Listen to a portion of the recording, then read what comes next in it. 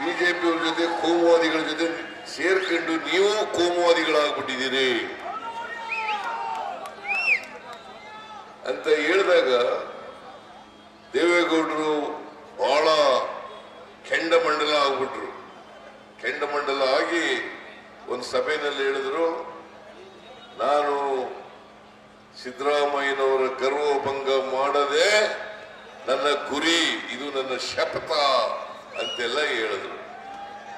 ನಾನು ಹೇಳಿದೆ ದೇವೇಗೌಡರಿಗೆ, ದೇವೇಗೌಡ್ರೆ ನನಗೆ ಗರ್ವನೂ ಇಲ್ಲ, ನೀವು ಭಂಗ ಮಾಡಕ್ಕೂ ಆಗೋದಿಲ್ಲ ಅಂತ ಹೇಳಿದ್ರು.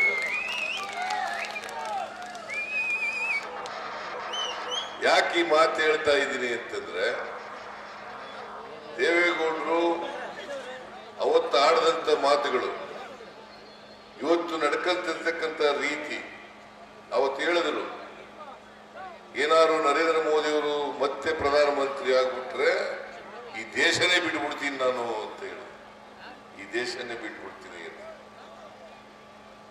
ಜೊತೆಗೆ ನಾನು ಮುಂದಿನ ಜನ್ಮದಲ್ಲಿ ಹುಟ್ಟಿದ್ರೆ ಮುಸಲ್ಮಾನಾಗಿ ಹುಡ್ತೀನಿ ಅಂತ ಹೇಳಿದ್ರು.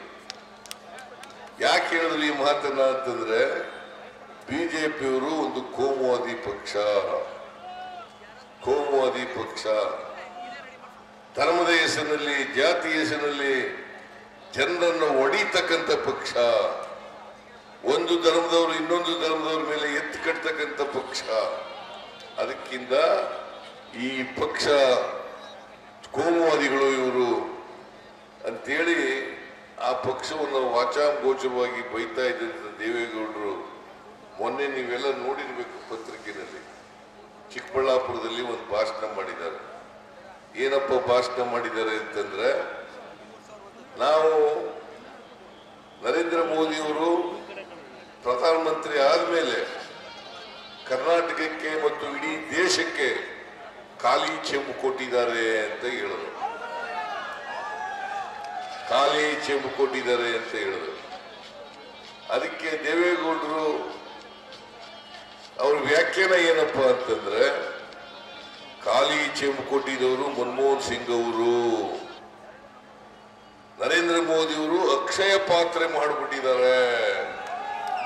ಅಂದ್ರೆ ಈ ದೇಶದಲ್ಲಿ ಏನು ಸಮಸ್ಯೆನೇ ಇಲ್ಲ, ಎಲ್ಲ ಸಮೃದ್ಧಿಯಾಗಿದೆ, ಬಡವರು ಇಲ್ಲ, ಬಲ್ಲಿದರು ಇಲ್ಲ, ರೈತರು ಕಷ್ಟಪಡಬೇಕಾದಂತ ಅಗತ್ಯ ಇಲ್ಲ, ಆ ತರ ಎಲ್ಲ ನರೇಂದ್ರ ಮೋದಿ ಅವರು ಮಾಡಿಬಿಟ್ಟಿದ್ದಾರೆ ಅಂತ ಹೇಳಿದ್ರು.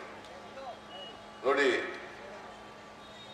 ನಾನು ಹೇಳಿದೆ ಇದು ಅಕ್ಷಯ ಪಾತ್ರೆ ಅಲ್ಲ, ನೀವು ನಿಮ್ಮ ಸ್ವಾರ್ಥಕ್ಕೋಸ್ಕರ ನರೇಂದ್ರ ಮೋದಿ ಅವರನ್ನು ಹೊಗಳ್ತಾ ಇದ್ದೀರಿ.